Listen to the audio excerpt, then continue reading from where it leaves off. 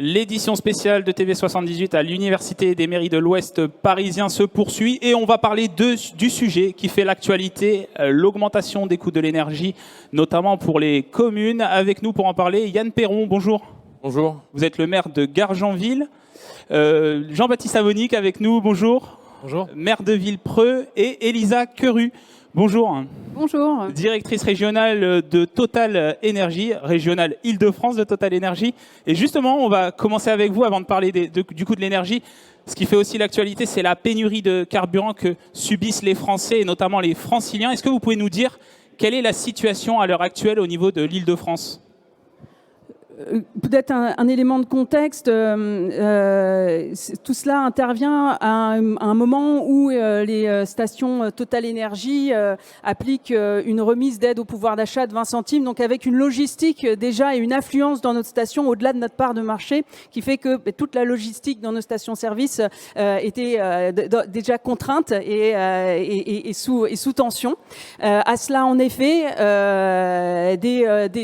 certaines raffineries en France sont rentrées dans un mouvement de grève, ce qui voilà, il y a du produit, mais ce qui complique encore la chaîne d'approvisionnement logistique pour que en continu on essaie justement de trouver des moyens pour approvisionner les stations-service. Donc on continue toujours à mettre en œuvre ces moyens pour assurer l'approvisionnement. Et puis par ailleurs, évidemment, il est important de poursuivre le dialogue social, et donc les organisations syndicales seront reçues une à une par la direction cet après-midi pour essayer de trouver des solutions constructives. On a bien conscience de l'impact pour les Franciliens et pour les Français, et donc il est important d'essayer de trouver les solutions. Si les blocages se terminent, il faut combien de temps pour que ça revienne à la normale à peu près ?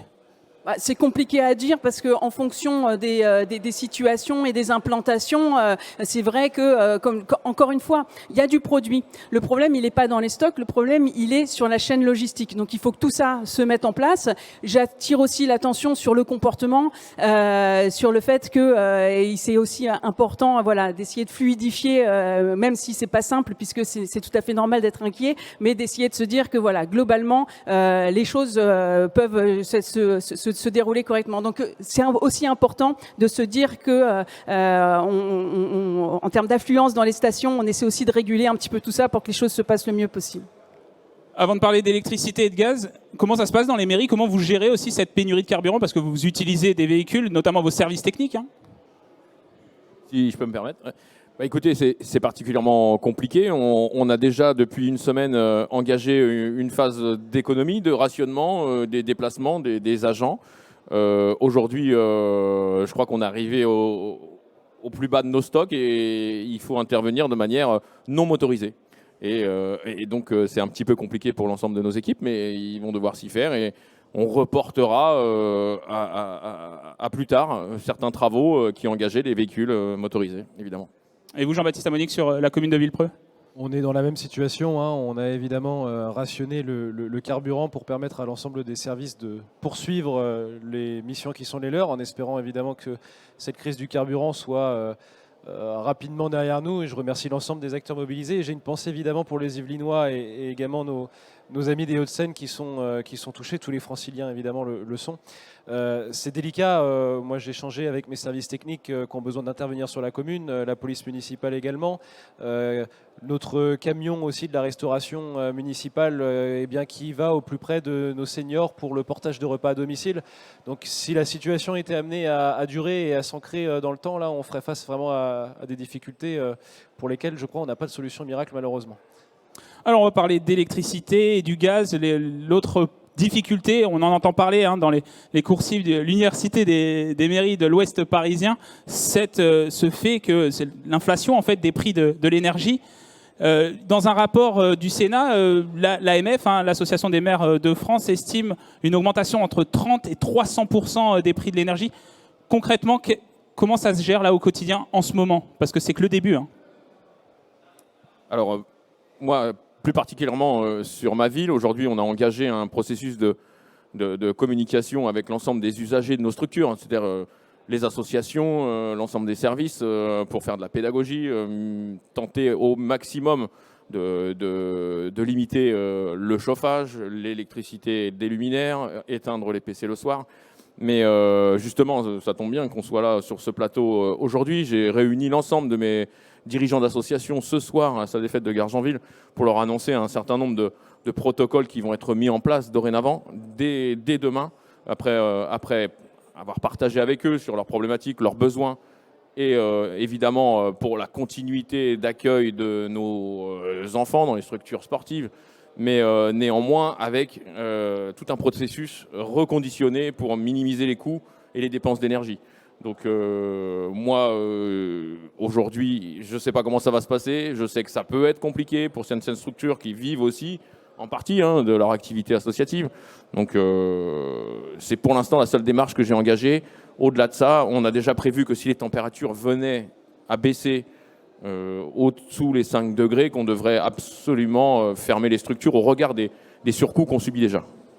C'est à hauteur de combien aujourd'hui à Gargenville? Alors à Gargenville, j'ai les chiffres, sans la variable d'ajustement de la température qui pourrait arriver en hiver, évidemment, puisque ça peut conditionner pas mal les dépenses. Sur l'échelle des 4 dernières années, je suis passé de 100 000 euros à 800 000 euros. Voilà, donc multiplié par 8, quoi. Par 8. Comment ça se passe à Villepreux? Niveau chiffre, on est à peu près dans les mêmes proportions, avec surtout moi l'évolution du prix du gaz sur l'année 2023 qui m'inquiète, et on le voit même pour l'électricité, lorsqu'on est dans des groupements comme le SEY, où on est quand même dans des logiques de mutualisation, ça ne nous protège pas. Donc de vraies inquiétudes sur l'année qui arrive. À Villepreux, ça se passe, je pense, un peu de la même façon que dans les autres communes. D'abord, je voudrais dire que l'ensemble des communes sont touchées, mais qu'il y a une strate qui l'est tout particulièrement, je dirais que c'est la nôtre, c'est celle des petites villes. J'ai la chance avec mon collègue Daniel Cornalba d'être référent de l'Association des petites villes de France dans les Yvelines, et l'association, la PVF, a été une des premières à alerter, avant même le conflit en Ukraine, de cette hausse des tarifs de l'énergie que nous allions subir. Aujourd'hui, là aussi, on est en attente, je pense, de mesures dans le cadre du projet de loi de finances. Alors il y a des petites choses qui ont été annoncées, mais quand on commence à creuser et à regarder les différents critères, notamment sur le pourcentage d'autofinancement des recettes, la capacité d'autofinancement, le potentiel fiscal des habitants. Je ne rentre pas dans les détails, mais finalement, les fameuses 30 000 communes qui pourraient être concernées par ce nouveau bouclier tarifaire dit pour les collectivités, on n'est pas éligible. Donc, très compliqué. Comment ça se passe à Villepreux? Eh bien, écoutez, on a décidé d'engager un plan de sobriété locale. Donc j'étais encore lundi soir avec mes élus, les directeurs et les chefs de service pour décliner de façon très opérationnelle ce plan. Ça a été dit par mon collègue, ça va évidemment toucher la vie associative, puisqu'on a décidé de profiter de la période des vacances pour repousser aussi la période de chauffe de certains bâtiments, certains équipements sportifs. On a décidé, là où il y avait quelques créneaux alloués aux associations pendant les vacances, de ne pas les allouer pour justement avoir des bâtiments qui vont être fermés. Bon, il y a des mesures, je ne rentre pas dans le détail de toutes les mesures parce que je crois que finalement on fait preuve de créativité, d'imaginivité, mais on a finalement à peu près tous les mêmes. La difficulté, c'est que quand on est, et je pense que c'est le cas dans une grande majorité de communes une fois encore, on est dans des logiques d'optimisation depuis de très nombreuses années. Ce qui veut dire qu'aujourd'hui, les marges de manœuvre pour dégager de nouvelles pistes d'économie, elles sont réduites, voire quasi inexistantes. Donc aujourd'hui, on va devoir prendre des mesures d'urgence, des mesures immédiates. Je dirais que c'est le volet nécessité de la sobriété, mais il va falloir aussi regarder vers l'avant. Et là, j'espère qu'on aura un soutien à l'investissement, puisqu'il faudra aussi qu'on engage des travaux de réhabilitation et de rénovation énergétique de nos bâtiments, puisque si on veut faire sur le moyen et le long terme des économies, il va falloir aussi qu'on s'attaque à notre patrimoine bâti. Justement, on parlera des solutions après. Elisa Coru, vous qui êtes fournisseur d'énergie, qui travaillez avec les collectivités territoriales, comment vous pouvez accompagner les collectivités, les communes dans cette hausse des tarifs ?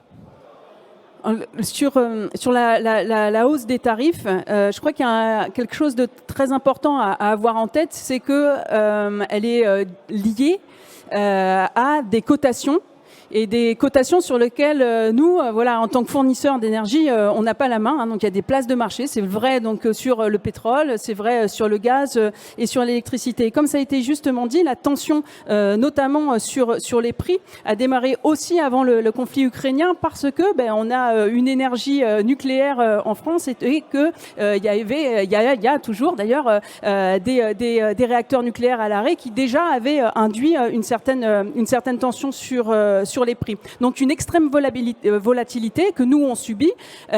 Évidemment, il y a eu des mesures avec l'AREN et donc nous directement, en tout cas, on répercute. Ça aussi, on répercute directement à nos clients toutes les mesures qui sont prises pour aider justement à ces prix de l'énergie. Mais je dirais que sur la dimension marché, l'autre engagement qu'on a pris, on a signé effectivement la charte qui est de dire que on remettra des prix. Puisqu'aujourd'hui, il y a quand même des fournisseurs qui, quand les contrats arrivent à terme, ne sont pas en mesure de poursuivre ces contrats et donc de remettre des nouvelles offres. Elles sont ce qu'elles sont parce qu'on est dépendant des marchés internationaux. Mais en tout cas, on a pris l'engagement dans le cadre de cette charte de dire que si 3 mois avant, effectivement, on lance la consultation est lancée, on remettra une offre d'approvisionnement en énergie. Donc ça, c'est une première chose. On soutient évidemment toute la dimension éco-geste, éco-watt. Et je pense que là, on a aussi un enjeu fort, comme le disait Monsieur le maire, Monsieur Perron, de pédagogie. Donc ça, c'est pour l'aspect accompagnement et relais sur le territoire par rapport à ce qu'on peut faire. Et Yann Perron, vous souhaitez répondre? Ouais, non, si vous pouvez me permettre. Juste aujourd'hui, vous parliez de plan de sobriété, c'est quelque chose qui avait déjà été engagé au préalable de l'ensemble de ces crises. Évidemment, l'ensemble des maires sont souvent des gestionnaires en bons pères de famille et toutes ces problématiques étaient déjà engagées, même par mes prédécesseurs, sur des logiques de passage en éclairage LED des structures sportives qui sont fortement consommatrices, etc. Donc là, aujourd'hui, on n'est même plus à traiter une problématique de sobriété. Là, on traite une urgence qui nous pousse à des solutions drastiques de fermeture des structures, de juste ne plus avoir la capacité de payer nos propres consommations d'énergie. Donc, pour ce qui me concerne, on en arrive à ces réflexions-là. C'est de ne plus être en capacité d'honorer nos factures. Comme peut-être des centaines de ménages aussi, des centaines de milliers de ménages en France. En fait, finalement, ce qui arrive aux Français, ça arrive aux communes, en fait. À la fin du mois, vous n'êtes pas en capacité de payer vos factures d'énergie. Et c'est ça. Et donc aujourd'hui, quelles sont les solutions qui s'offrent à nous et d'ailleurs, ça ne veut pas dire que ça suffira, mais l'augmentation de la fiscalité locale. Donc ça veut dire quoi? Ça veut dire faire peser toujours sur les mêmes, les propriétaires, un effort supplémentaire. Ça veut dire impacter le portefeuille des Français qui sont déjà concernés par la crise, et vous venez de le dire. Et je rejoins tout à fait mon collègue. Alors la sobriété, il y a des mesures immédiates d'urgence au-delà de tout ce qui a déjà été engagé, soit par nos soins, soit par nos prédécesseurs, et je rejoins totalement, notamment par exemple sur les dépenses de personnel. Quand on nous dit il faut continuer à réduire les dépenses de personnel, moi aujourd'hui les dépenses de personnel, ça fait des années qu'elles ont été optimisées. En revanche, il faut qu'on arrive à absorber, et c'est une très bonne mesure sociale pour les agents, mais le dégel du point d'indice. Moi, ça représente sur une année à peu près 6 postes que je pourrais créer. Donc c'est non négligeable. Donc il y a ces mesures d'urgence. On a employé un terme avec diverses associations d'élus et notamment la PVF qui est celui d'un risque de blackout territorial. Et ça ne renvoie pas uniquement à l'éclairage, ça renvoie à la notion de fermeture de services publics. Parce que je crois qu'aujourd'hui, quand on ne peut pas payer à la fin de l'année ou à la fin du mois nos factures, c'est évidemment la qualité de service et le service public de nos territoires qui est remis en question. Donc aujourd'hui, on en est à un point où, dans les arbitrages qu'on doit rendre au niveau de nos collectivités, au niveau de nos mairies, c'est de savoir aussi où est-ce qu'on va pouvoir dégager d'économies peut-être pas en fermant, mais en réduisant les plages horaires d'accueil, certaines prestations offertes par des services. On en est là aujourd'hui. Donc on sait que de toute façon, on va se faire mal, parce qu'on n'a pas d'autre choix. Mais je peux vous assurer que c'est pas agréable et que moi je suis très inquiet sur l'avenir proche de nos communes. Et puis derrière, il y a des humains aussi, parce qu'il y a des fonctionnaires aussi. Donc c'est mettre en activité partielle les fonctionnaires, pardon? Non, parce qu'il y a des besoins. Je veux dire, dans nos collectivités, il y a des besoins. Donc moi, c'est ce que j'évoquais à l'instant. Je n'ai pas de marge de manœuvre aujourd'hui sur le personnel communal. Jean-Baptiste Amonique parlait d'un risque de blackout territorial, c'est-à-dire une coupure de l'électricité faute de paiement des factures. Est-ce que vous, en tant que fournisseur d'énergie, vous seriez capable de couper finalement l'électricité à des communes qui ne payent pas leurs factures?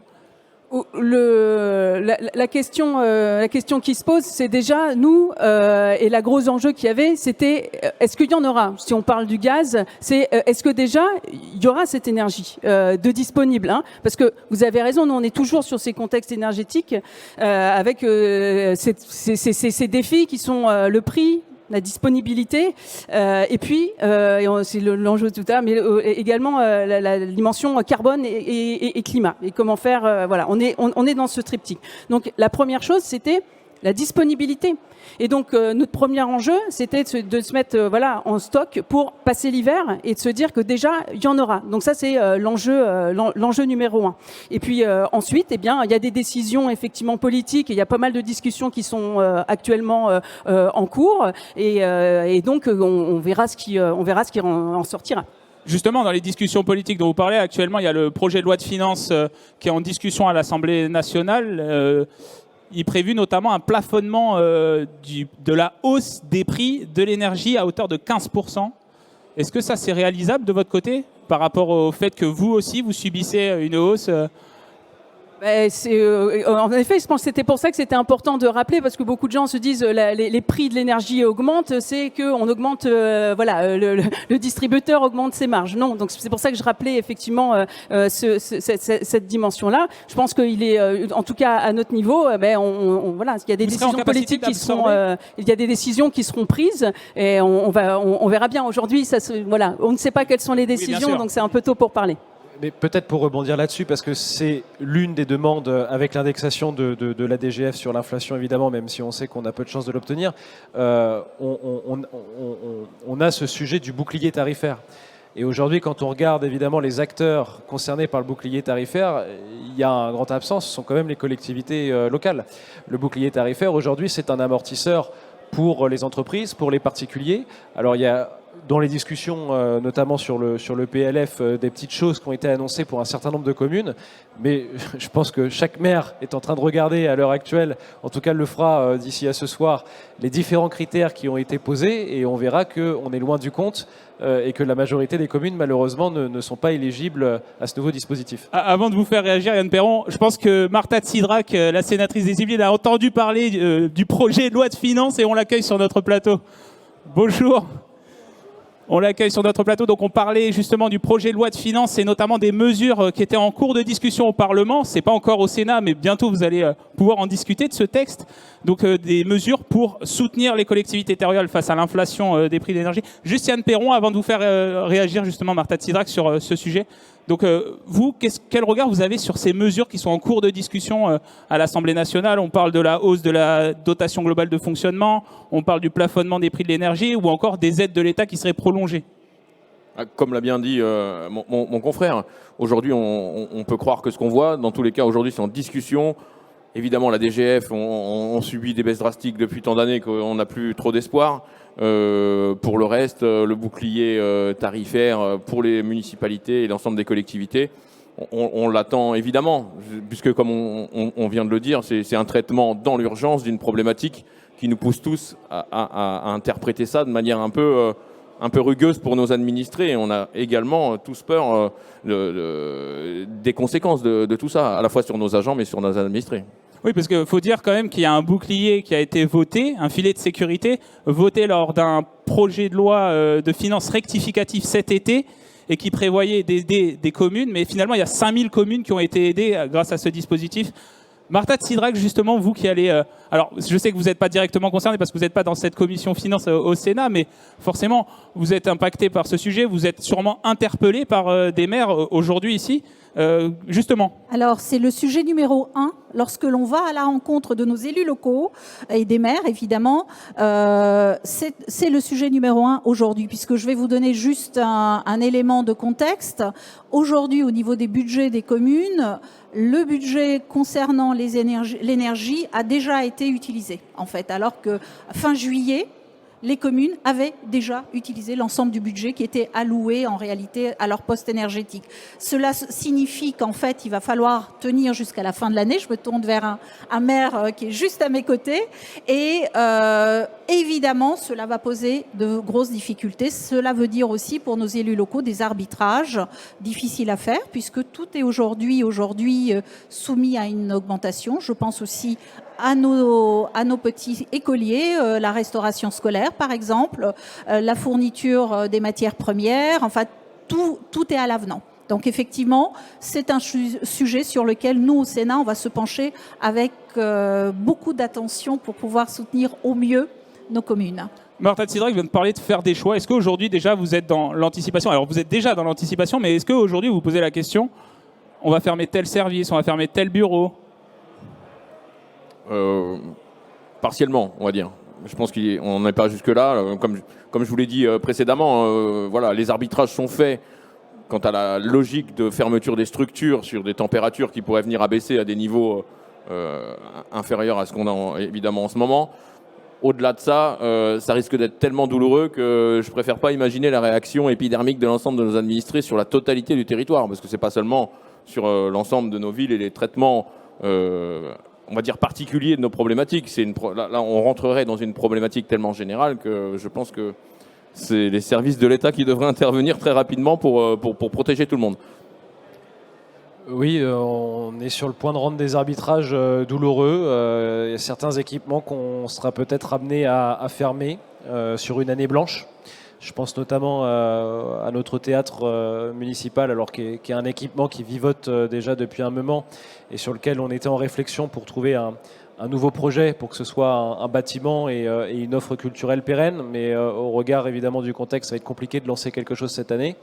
Autre équipement qui fait l'objet de discussion au sein de l'équipe municipale, c'est évidemment notre piscine. Alors c'est pas une piscine qui est ouverte à l'année, c'est une piscine sur la saison estivale, 2 mois, juillet, août. Sauf qu'il faut remettre un petit billet d'investissement chaque année parce qu'il y a quelques petits travaux toujours à faire pour ouvrir le bassin dans de bonnes conditions. Qu'il faut très tôt engager des dépenses de fonctionnement, notamment sur le personnel, puisqu'il faut recruter des chefs de bassin qui sont d'ailleurs des denrées de plus en plus rares. Marta Tsidrack évoquait aussi la restauration. Je délibère lundi prochain en conseil municipal sur un renouvellement de marché, évidemment, qui va être à la hausse. Après déjà des avenants de régularisation ces derniers mois de l'ordre de 2 fois 7%, 14%. Donc on a des coûts des services publics qui augmentent et on est forcé aujourd'hui, c'est ce que je disais tout à l'heure, malheureusement de nous faire mal parce que dans les arbitrages à rendre, il n'y aura rien d'heureux. Il n'y aura malheureusement rien d'heureux, mais il faut à la fois passer l'hiver et essayer de voir comment on va pouvoir se projeter le plus sereinement possible sur les prochains mois. Et je crois qu'on est arrivé dans un tel processus de rejet de la fiscalité que, en tout cas pour ce qui me concerne, je ne partirai pas sur des arbitrages qui sont propres à augmenter la fiscalité. On diminuera les services. On diminuera les services jusqu'au-delà du possible, à conserver ce qui est indispensable. Mais voilà, tout ce qui concerne les parties loisirs seront certainement très fortement impactés. Mais en tout cas, le levier fiscal n'est aujourd'hui plus acceptable. Avant de parler de fiscalité avec Marta Tsidrack, un mot, Elisa Queru. Qu'est-ce qu'attend Total Energy en tant que fournisseur d'énergie? Qu'est-ce qu'il attend de l'État, en fait, par rapport à ce sujet-là? Est-ce qu'il y a des attentes particulières de l'État, plus d'accompagnement pour les communes, justement, pour éviter ce genre de phénomène? Moi je suis pas en mesure de prendre position et sur des décisions d'État. Tout ce qu'on peut dire, c'est que nous on l'a prouvé au travers de ce qu'on a pu faire pour le carburant et l'aide au pouvoir d'achat. Là, on parle effectivement sur le marché des particuliers. On a également fait un certain nombre de mesures d'accompagnement. Donc on a montré et on est bien évidemment très soucieux du quotidien des Français, de tout ce qui a été dit là. Donc et pour la suite, en tout cas, on attend les décisions qui vont être prises. Oui, c'est ça. Tant que le projet de loi de finances n'est pas voté, finalement, vous avez pas de visibilité sur comment ça peut évoluer. Marta Tsidrack, on parlait de fiscalité. Justement, qu'est-ce que vous attendez, vous qu'est-ce que vous pourriez proposer comme mesure fiscale ou comme mesure d'aide au Sénat par rapport au projet de loi de finances? Mais écoutez, pour l'instant, on va voir quel sera le texte définitif qui va arriver chez nous, donc qui va arriver ces jours prochains. Nous sommes tous les sénateurs, l'ensemble, quel que soit le groupe politique auquel on appartient, nous discutons avec notre rapporteur général, puisqu'il y a aussi au sein même de la maison Sénat, si je peux le dire comme ça, un débat qui est suscité autour d'un sujet qui est éminemment important. Et comme nos territoires ont tous aussi leurs spécificités, leur propre choix à faire. Par exemple, nous avons des élus qui parlent de la taxe foncière, à augmenter, pas augmenter, qu'est-ce qu'on fait, etc., comment on abonde, qui va payer, est-ce que c'est l'usager, est-ce qu'on se tourne toujours vers le contribuable, est-ce qu'on augmente tous les tarifs. Il y a un certain nombre de sujets qui ne sont pas perçus avec la même acuité selon le territoire dans lequel on se trouve. Donc aujourd'hui, moi, je ne peux pas parler pour le Sénat puisque nous ne sommes pas encore véritablement en examen approfondi du texte pour vous donner les grandes lignes qui vont se dégager chez nous. En tout cas, une chose est certaine, c'est qu'on va s'y atteler de façon très sérieuse. On n'est pas dans une, comme ça peut s'entendre ici et là, dans une opposition pour dire le budget va pas, donc on va pas aller, on va pas faire de propositions. Nous sommes en fait dans une démarche constructive parce que nous sommes conscients qu'il faut soutenir nos communes et nos collectivités et qu'il va falloir qu'on travaille avec vous tous pour trouver la meilleure articulation qui sera, je dirais, la moins mauvaise réponse. Il n'y en aura pas de bonne, vous l'avez dit tous les deux. Ce seront des choix qu'il faudra que nous fassions collectivement. Et à un moment donné, il faut que ces choix-là, nous puissions les expliquer collectivement à l'ensemble de nos administrés, quel que soit le territoire. Alors, vous parliez des décisions urgentes à prendre. Vous avez fait aussi mention de la rénovation des bâtiments publics, notamment pour les améliorer au niveau énergétique. On va basculer sur l'autre thématique, la thématique de l'environnement. C'est forcément lié. Et on va commencer avec vous, Elisa Queru, parce qu'il y a un projet que vous venez de présenter à Gargenville, dans la raffinerie de Gargenville, qui bascule en centrale solaire avec des panneaux photovoltaïques et qui a été inauguré du coup dans votre commune. Alors d'abord présenter ce projet et puis voir quel impact ça peut avoir aussi sur les bâtiments publics. Oui, je crois que comme vous le dites, plus que jamais avec la crise que nous vivons, on voit l'importance de la territorialité de l'énergie et de reterritorialiser l'énergie, de l'énergie renouvelable, et que là, en effet, la place des collectivités et la manière dont on optimise le foncier pour produire des énergies renouvelables est déterminante. Et donc, en effet, à Gargenville, on vient d'inaugurer la plus grande centrale solaire d'Île-de-France sur un foncier parce qu'on transforme nos activités pétrolières, parce qu'on a l'ambition d'être neutre en carbone en 2050 et d'être un acteur majeur de la transition énergétique avec moins de pétrole et plus d'énergie renouvelable et notamment électrique. Et donc, ça se voit sur nos sites. Donc, on transforme la raffinerie de Grand Puy en site zéro pétrole et le dépôt de Gargenville associé. Eh bien, le foncier disponible, on le convertit en centrale photovoltaïque et demain en carburant pour l'aviation durable. Et en effet, on a inauguré la semaine dernière. 24 hectares, plus de 53 000 panneaux photovoltaïques. Est-ce que cette énergie qui va être produite sur ce site va bénéficier justement aux habitants de Gargenville, mais aussi aux bâtiments publics ? Non, pas directement, malheureusement. C'est très dommage, mais non. En tout cas, ça bénéficie à ma ville en termes d'image, déjà pour commencer, parce que c'est la valorisation d'un site de raffinage en production d'énergie renouvelable est particulièrement profitable, à la fois pour l'image de Total, mais aussi pour l'image de ma ville, qui s'est totalement désindustrialisée sur ces 30 dernières années, à la fois pour le raffinage de pétrole, la production de ciment, et j'en passe encore. Donc évidemment, le renouveau et la réaffectation de ces sites qui sont dans tous les cas plus ou moins pollués ou dans tous les cas impossibles à réhabiliter en termes d'habitation est important. Et je crois que sur l'ensemble de la vallée de Seine, puisque c'est un autre sujet qui me concerne particulièrement sur ma délégation de vice-président de la communauté urbaine GPSO, l'ensemble des friches industrielles qui sont sur l'ensemble de l'axe Seine entre le Grand Paris et Le Havre seront bien évidemment toutes ciblées à la production d'énergie renouvelable dans un futur très proche, puisque c'est une nécessité absolue pour notre pays de trouver l'indépendance énergique. Et il y a un projet de biométhane, de méthanisation aussi. Tout à fait, alors, exactement. Un projet de biométhane que j'ai initié avec la précédente directrice du site, puisqu'évidemment la proposition de Total, c'était d'optimiser au maximum l'utilisation de son foncier. Il en reste un petit peu. La biométhanisation est aujourd'hui un des facteurs, un des potentiels de production d'énergie qui nous reste sur le territoire, puisque la loi Egalim va nous imposer de traiter l'ensemble des matières organiques qui sont générées dans nos infrastructures et pour l'ensemble des particuliers dans un second temps. Donc évidemment, la ressource en énergie et en matière organique, elle est là. Il faut la valoriser au mieux sur des unités proches de nos territoires, proches des générateurs de déchets, et on a tout intérêt à prendre tout de suite le levier de cette démarche. Elisa Curie, vous allez être obligé de nous quitter dans quelques instants pour des obligations. Juste sur ce projet de méthanisation, est-ce que vous pouvez nous en dire un peu plus? Vous, quel rôle vous avez joué?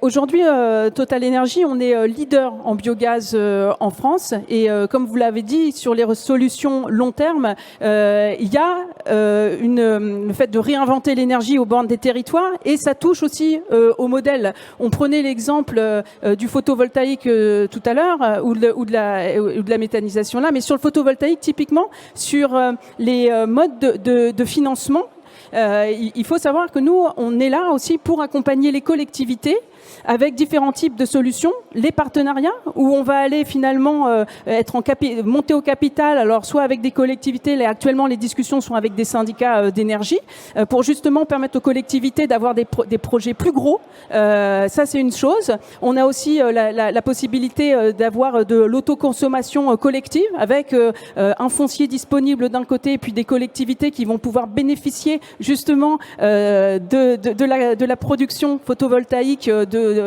localement produite en direct. Donc on voit bien que l'univers de l'énergie est en train de se réinventer et qu'il y a plusieurs modèles. Et donc peut-être pour dire, en tout cas nous, ce qu'on souhaite apporter aux collectivités, c'est vraiment d'être justement à leur côté et d'être en temps réel, pouvoir échanger ensemble sur toutes les solutions qui s'offrent à nous et toutes les mutations qui sont en cours dans le cadre de cette transition énergétique et qui ouvrent aussi la voie à des nouveaux modèles et des nouveaux modèles de rémunération qui peuvent aussi aider les collectivités dans leur transition énergétique. Merci Yann. En tout cas, pour abonder dans le discours d'Elisa, je tiens vraiment à dire que Total est en totale transparence sur ses actions, participe et en communication continuelle avec les services de ma ville. Et c'est plutôt agréable de développer ce type de projet avec une entreprise qui est totalement à l'écoute des attentes des élus. Voilà. Alors Elisa Curie, merci d'avoir participé à cette émission. Je rappelle que vous êtes la directrice régionale de Total Energy en Ile-de-France. Dans quelques minutes, on va accueillir Guillaume Pasquier qui est directeur du développement du groupe ECT. ECT, une entreprise spécialisée dans la revalorisation des terres utilisées notamment sur les chantiers du BTP.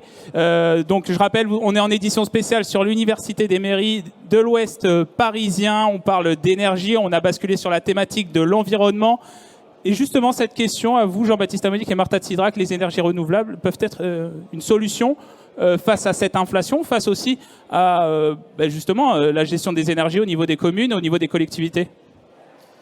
Oui, évidemment. Après, je dirais qu'on est aujourd'hui, je prendrais peut-être l'exemple des transports, qui est un domaine du coup que j'ai l'occasion de côtoyer au quotidien en tant que VP transport de l'agglo de Saint-Quentin. Oui, vous êtes vice-président aux mobilités. Oui.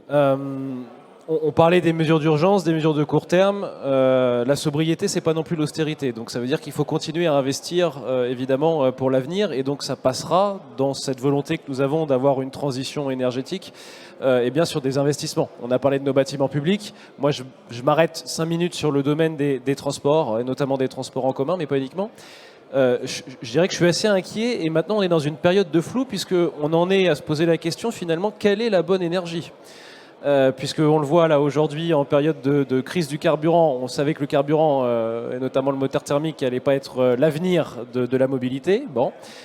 Aujourd'hui, le véhicule électrique, à l'heure où la dépense d'électricité, les dépenses augmentent, on peut aussi se poser la question, et je ne rentre pas dans le débat des batteries, du recyclage, etc. Des sujets d'indépendance aussi que cela suppose. L'hydrogène, malheureusement, reste encore assez peu concurrentiel dans le sens où le coût reste élevé. Donc de vraies interrogations sur finalement comment avancer sur cette question. Nous, on a décidé, si je prends l'exemple saint-quentinois, et je sais que c'est partagé par Île-de-France Mobilité, qui d'ailleurs a quelques petits sujets quand même budgétaires et financiers au passage. On sait que c'est pas loin d'1 milliard que Île-de-France Mobilité recherche pour boucler le budget 2023. On verra comment cela se traduit, notamment pour les usagers sur le pass Navigo. Je referme la parenthèse. Je pense qu'il faut surtout pas mettre tous nos œufs dans le même panier. Et c'est pour ça que je lance une alerte aussi sur l'électrique, pour ce qui concerne les transports, la mobilité électrique. Je pense qu'elle a toute sa place, mais attention à ne pas recréer l'erreur, je pense, qu'on a pu faire avec le diesel. Donc il faut vraiment qu'on soit vigilant là-dessus. Il faut aussi, je pense, relever le défi de l'avenir des transports en commun. Puisqu'on est encore en période de convalescence post-Covid, que là on a maintenant cette crise énergétique. On a à peu près 30% des usagers qui ne sont pas revenus aujourd'hui dans les transports en commun, donc forcément ça a un impact. Mais néanmoins, pourquoi je citais Île-de-France Mobilité? Parce que je pense que Île-de-France Mobilité a néanmoins raison de continuer à investir sur son réseau et raison avec l'ensemble des partenaires et des autorités organisatrices d'aborder des nouvelles solutions en termes d'énergie renouvelable. Il n'y a pas de solution miracle. Moi, je pense qu'il faut essayer d'aller sur l'ensemble du champ des possibles des énergies qui sont aujourd'hui sur la table. Et je pense que, en tout cas, le contexte actuel montre à quel point nous avons raison dans ce pays de ne pas abandonner le nucléaire. Marta de Cidrac, sur ce sujet des énergies renouvelables, vous qui connaissez très bien le sujet, puisque je rappelle que vous avez contribué assez largement, vous étiez rapporteur sur le texte de loi, la loi AGEC, la loi relative à la lutte contre le gaspillage et l'économie circulaire. Oui, tout à fait. Alors, bien évidemment, l'énergie aujourd'hui nous préoccupe tous énormément. Au Sénat, cela fait quelque temps déjà, nous souhaitons avoir un grand débat sur l'énergie dans son ensemble. C'est-à-dire, quelle est notre vision? Ça rejoint un petit peu les propos aussi qui viennent d'être dits. Parce qu'il nous semble qu'il ne faut absolument pas opposer une énergie par rapport à une autre énergie. Chacune, en réalité, des sources, que ce soit en matière d'approvisionnement, en termes d'impact environnemental, en termes de, de cycle de vie dans son ensemble, a des avantages et des inconvénients. La question qui se pose à nous aujourd'hui collectivement, au-delà du contexte un peu particulier, évidemment, on pense tous à la guerre en Ukraine, on pense tous à un certain nombre de prix, la flambée des prix sur l'énergie, mais je crois qu'il faut garder aussi son sang-froid là-dessus. Il y va de la vision que nous avons, nous, dans notre pays, sur ce que doit être demain l'approvisionnement énergétique de la France. Quand même, il y a quelque chose aussi qui doit nous interroger profondément. Aujourd'hui, le tarif de l'électricité en France est indexé au tarif du gaz, ce qui est quand même une véritable aberration en soi quand on connaît justement le contexte actuel. Donc là aussi, il y a clairement, politiquement, quelque chose à faire. Ça a été d'ailleurs le sens d'un certain nombre de demandes vis-à-vis du gouvernement pour que cette voix-là soit entendue en Europe. On sait bien qu'on a eu, au moment où M. Hollande était président de la République, tout le discours de fermeture du nucléaire en France, ce qui a eu beaucoup d'effets négatifs. On se retrouve aujourd'hui à payer un certain nombre de décisions et de non-décisions, puisque au-delà même de la centrale, du réacteur à activer, à réactiver, etc., se pose aussi la question des compétences autour de tout ce qui est évidemment énergie nucléaire. Donc ne pas opposer les énergies, véritablement se poser la question de ce qui peut être bon ou pas bon pour nous sur l'ensemble des volets. Et à cette étape, je conclurai là-dessus. Nous allons avoir le grand texte de loi sur les énergies renouvelables qui est annoncé, qui va arriver chez nous tout début novembre, donc sur lequel il va falloir aussi nous prononcer. Mais là encore, vous voyez, on va encore être pour, contre, on va essayer d'adapter, enrichir le texte, mais en réalité, le débat réellement demandé depuis très longtemps au Sénat sur ce que doit être notre politique énergétique de la France nous fait encore un petit peu défaut. Si j'ai un regret, pour moi, il est là. Alors, si on va au-delà de la politique énergétique, on va parler plus globalement de l'environnement et des pratiques environnementales, notamment au niveau de vos communes, au niveau de la loi sur laquelle vous avez travaillé. On va parler aussi de cette thématique avec le groupe ECT. Guillaume Pasquier nous a rejoint. Bonjour. Bonjour. Vous êtes le directeur du développement de cette entreprise. Déjà, brièvement, une présentation de cette société spécialisée dans la valorisation des terres, c'est ça? Exactement. Eh bien, nous sommes un acteur pure player de l'économie circulaire, puisque notre métier consiste à renaturer des sites en utilisant comme matière première les terres excavées des chantiers alentours. Donc nous utilisons pour recréer des espaces verts de qualité, qui peuvent être d'une large gamme, équipements sportifs, agriculture de proximité, parcs pour les communes. Nous utilisons pour faire cela les terres qui sortent et qui sont une gêne, qui sont un encombrement pour les acteurs de la construction alentour et qui doivent donc leur trouver un exutoire, une solution. Juridiquement, ces terres sont des déchets. Alors bien entendu, la terre n'est pas un déchet, mais juridiquement, elle prend ce statut quand elle sort d'une emprise. Notre métier à nous, c'est de co-concevoir avec les élus et les propriétaires des projets de qualité sur des sites généralement dégradés pour que ces terres viennent à cet endroit-là, refassent un nouveau modelé adapté au futur usage. Et après, l'intervention de l'entreprise va jusqu'à la création de l'aménité finale, celle que j'ai mentionnée par exemple. Aujourd'hui, vous avez beaucoup de demandes de la part des collectivités, des communes? De plus en plus, parce que on fait beaucoup d'efforts pour faire connaître notre métier, qui n'a pas toujours eu bonne réputation, parce que le métier du déchet fait un peu peur, est un peu anxiogène. Quand on dit on va ouvrir un endroit où on va aménager avec des déchets, il y a un petit mouvement de recul. Mais on a de plus en plus de références. On a livré une centaine de projets au cours des 20 dernières années en Ile-de-France. Et de plus en plus, on a des sollicitations directes. Ça a été le cas récemment dans le département des Yvelines, d'ailleurs à Porcheville. Sur des endroits qui n'ont pas de destination, qui n'ont pas vocation à être bâtis, qui sont souvent abîmés par des décharges sauvages, par des occupations illégales, par des friches industrielles, voir si nous pouvons, avec notre modèle économique et sans coût pour la collectivité, proposer une solution intelligente en mettant en œuvre des terres excavées à cet endroit. Justement, votre ville est située sur une zone industrielle. Vous êtes concerné par ce genre de discours? Et puis, globalement, sur les pratiques environnementales à Gargenville, comment vous travaillez, vous, en tant qu'élus locaux?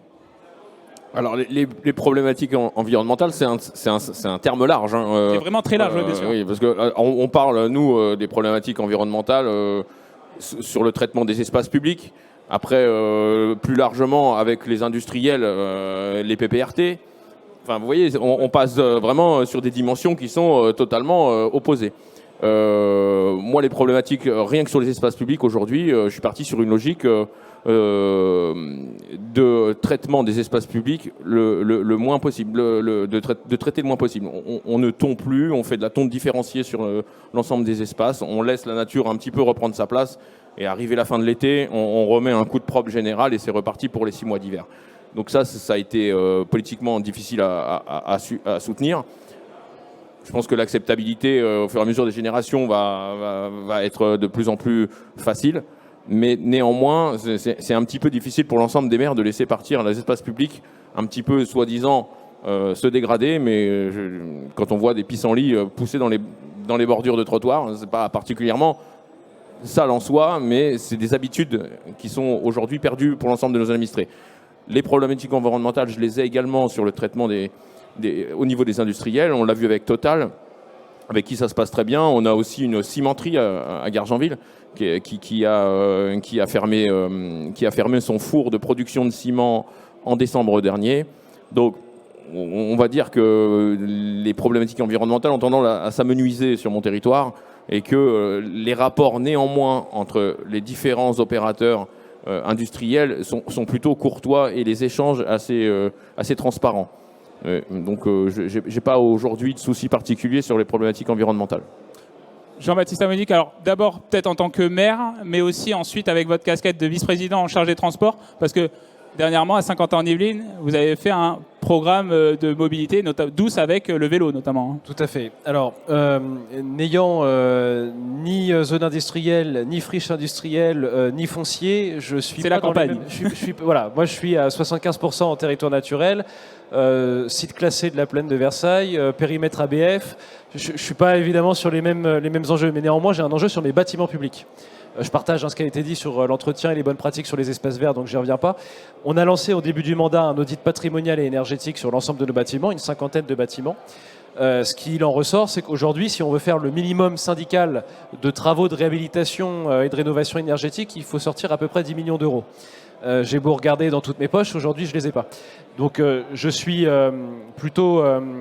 je dirais réceptif à l'idée que le gouvernement ait annoncé un plan vert doté d'un milliard et 500 000. Alors apparemment, il passerait à 2 milliards, j'ai vu ça. Néanmoins, si je vous dis que moi, sur la commune de Villepreux, il me faut 10 millions, vous rapportez l'enveloppe d'1,5 milliard ou de 2 milliards à l'ensemble du territoire national en y incluant les Outre-mer, évidemment, on ne va pas dire que ça soit une enveloppe d'accompagnement à l'investissement qui sera nécessaire.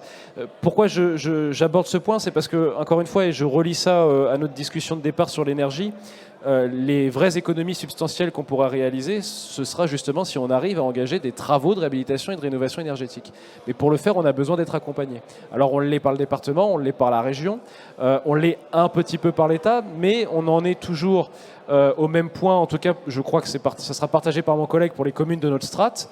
c'est que finalement les dispositifs qui sont pensés et élaborés par l'État et ses services, on se rend compte assez rapidement que nous ne sommes pas réellement éligibles. Et qu'aujourd'hui, si vous n'êtes pas commune, avec tout le respect que j'ai pour ces communes évidemment, mais en quartier prioritaire ou en ruralité très profonde, finalement on n'a pas les bons dispositifs pour nous accompagner. Donc c'est très difficile de faire avancer j'allais dire cette thématique importante de développement durable, de lutte contre le réchauffement climatique sur la partie énergétique, puisque ça demande des investissements lourds. Et là je pense qu'il faut que le vrai message envoyé par l'État se situe justement sur cet accompagnement à l'investissement. Sur la partie mobilité, je vais m'arrêter plutôt sur les mobilités durables. Saint-Quentin-en-Yvelines, on le sait, est terre de vélo, et pas uniquement parce qu'on aura le plaisir d'ici 2 ans d'accueillir sur 4 sites olympiques des disciplines liées au vélo. Je pense il y a les championnats du monde qui commencent les championnats du monde aujourd'hui. On aura le plaisir d'accueillir celles et ceux qui veulent venir voir comment ça se passe sur la piste. Le Tour de France aussi l'année prochaine qui partira du Vélodrome. Enfin bon, on a une terre de vélo sportive. L'idée et l'ambition que nous portons, c'est d'avoir une terre de vélo pour la mobilité du quotidien. Et donc c'est passé par un plan, un schéma directeur cyclable de 36 millions d'euros sur 10 ans. Ça a été adopté en décembre dernier. Concrètement, au-delà des 420 km d'itinéraires cyclables que nous avons déjà sur l'agglomération, nous allons décider d'en créer ou d'en rénover, d'en améliorer 246 nouveaux. En créant du stationnement, puisqu'on sait que le stationnement, la sécurité aussi des biens, donc des vélos, mais des personnes, est un argument pour pouvoir avoir un report modal intéressant. L'objectif qui est le nôtre, c'est de passer d'une part modale vélo de 3 à 8% d'ici 10 ans. Avec un maillage de l'ensemble des 12 communes de l'agglomération. Je sais qu'il y a le département aussi qui déploie son plan vélo.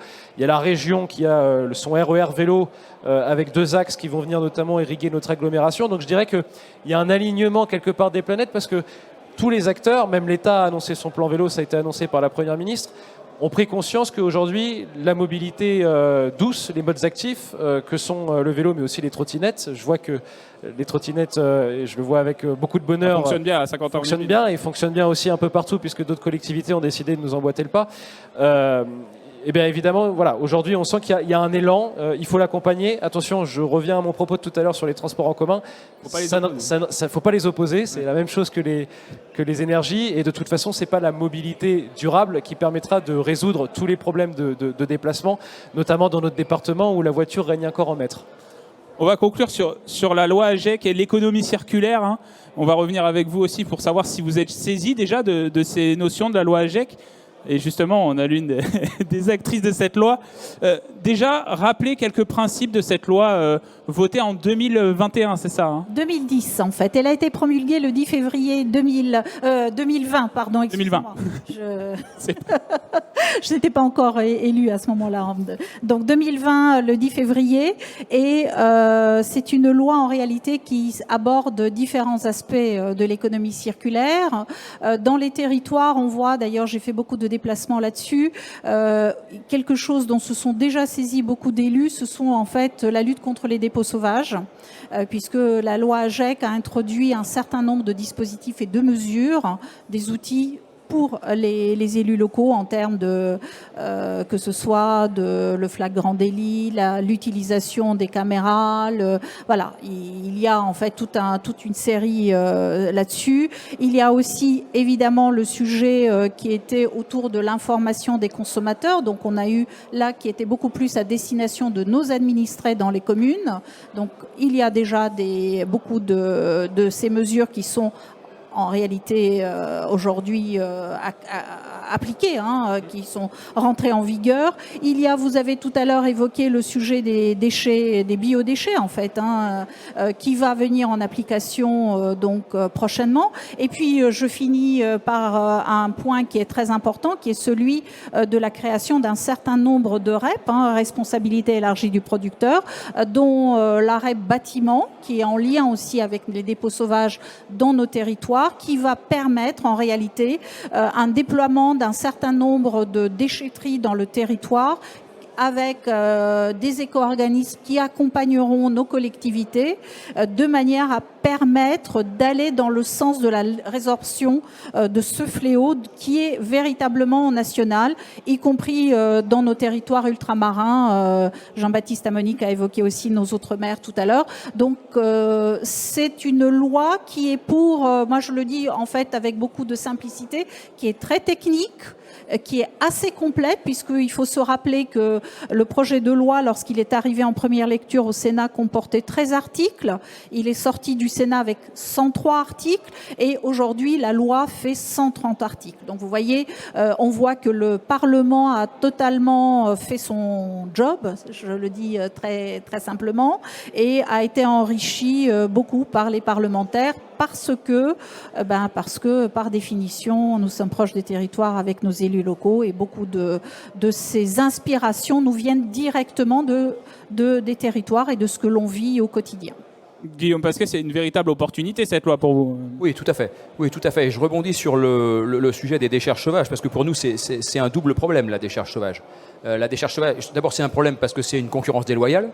C'est-à-dire ce sont des gens qui nous prennent nos clients en ne supportant pas du tout les coûts qu'on supporte, puisqu'ils n'ont pas la garantie environnementale sur les sites qui travaillent, ils n'ont pas la garantie de traçabilité que nous mettons en œuvre pour s'assurer que toute terre qui vient sur nos sites à nous soit bien de la terre inerte et soit bien tracée sur toutes les étapes de ce déplacement pour qu'elle ne dégrade en rien son milieu d'accueil. Donc forcément, premièrement, concurrence déloyale. Et puis deuxièmement, ça revient à ce qu'on disait tout à l'heure, ça donne une mauvaise image de notre métier, puisque ça crée dans les esprits, en particulier auprès de vos administrés, messieurs, l'idée qu'un lieu de stockage de terre n'est pas sain, n'est pas propre, n'est pas contrôlé, n'est pas maîtrisé. Donc lutter contre les décharges sauvages, ça, pour nous, c'est évidemment essentiel, ça va faciliter notre travail grandement. J'ajoute sur les décharges sauvages d'un autre type, celles qui sont créées sur d'autres matériaux, typiquement des déchets de démolition, ou alors, on a tout vu, l'électroménager, etc. Tout est possible. Batterie de voiture, amiante.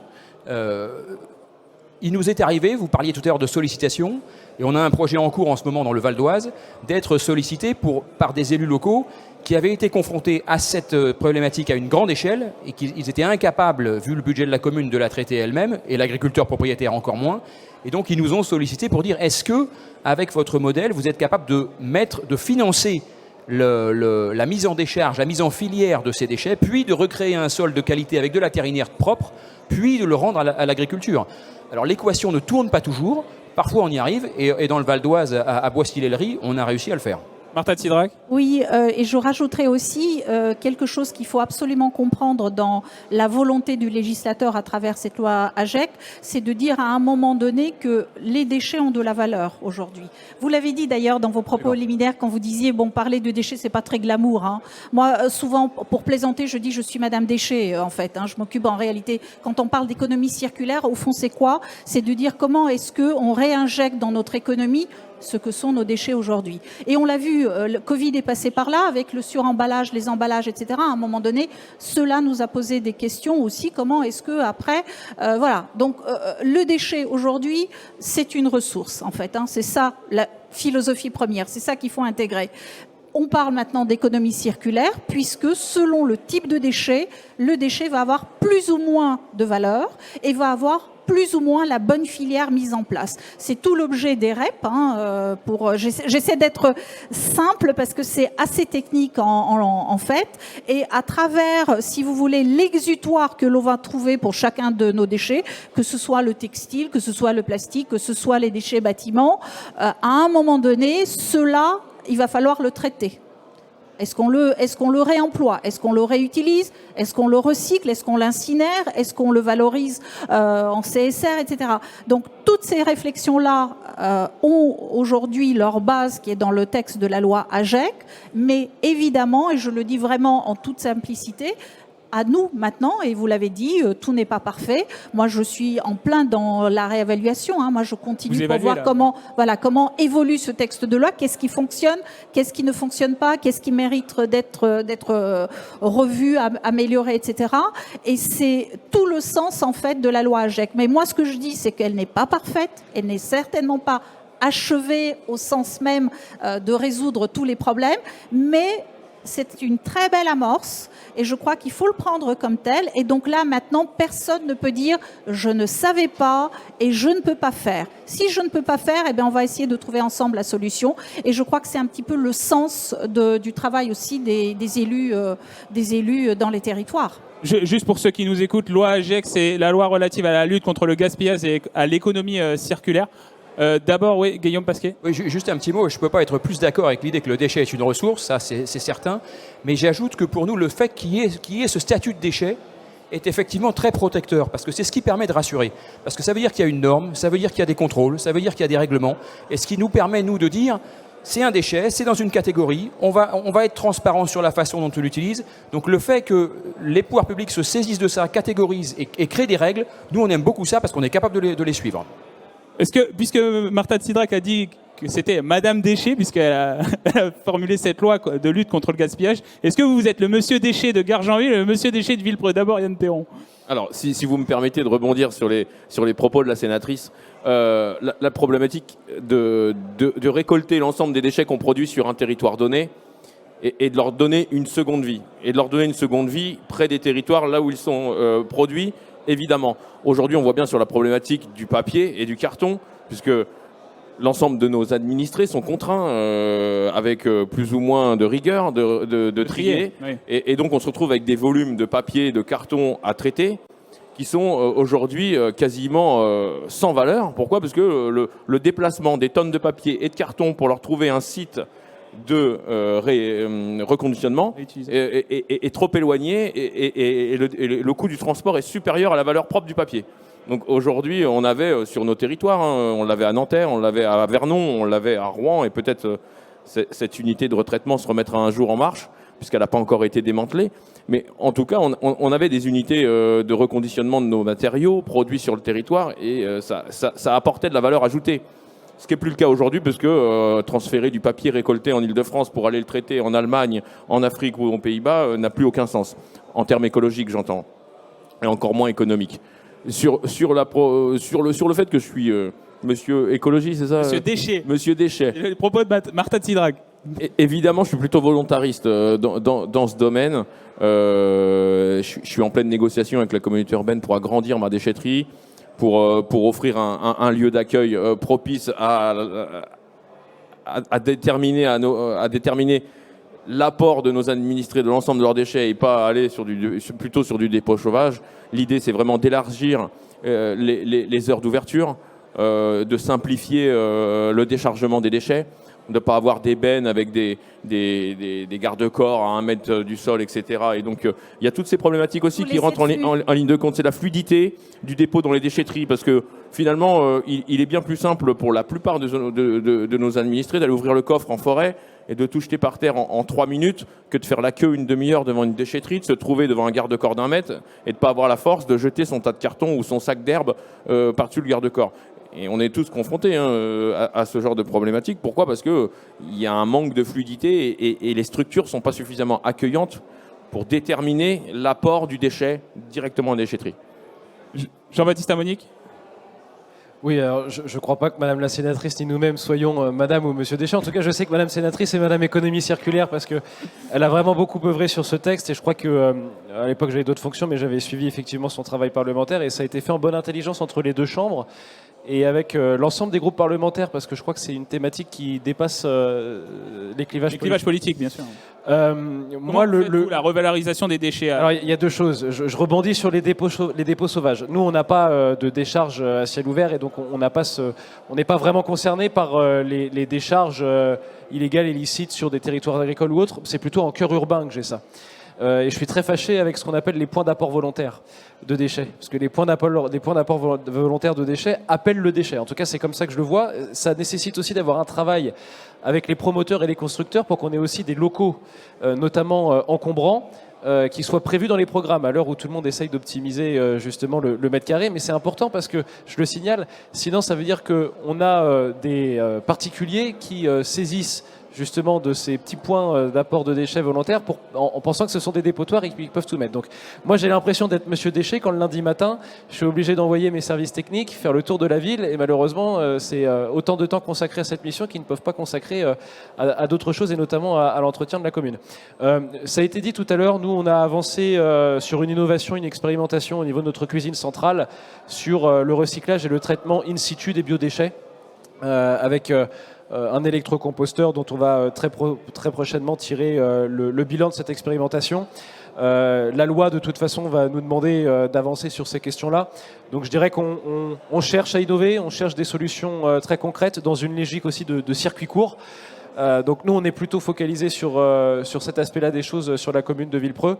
Voilà, il y a des choses intéressantes, je trouve, qui sont portées aussi par les entreprises, par le secteur privé.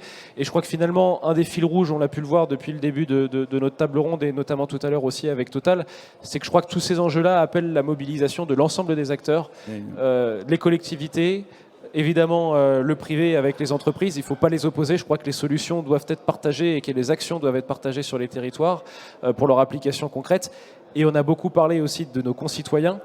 Il y a de la pédagogie encore à faire. Alors sur les déchets, moi je vous avoue que la pédagogie, on l'a fait, mais je passe aussi à un volet maintenant de sanctions quand c'est nécessaire. Parce que je pense que la lutte contre les dépôts sauvages, notamment avec les nouveaux outils dont nous a doté la loi, il faut pouvoir les utiliser et les porter à bon escient.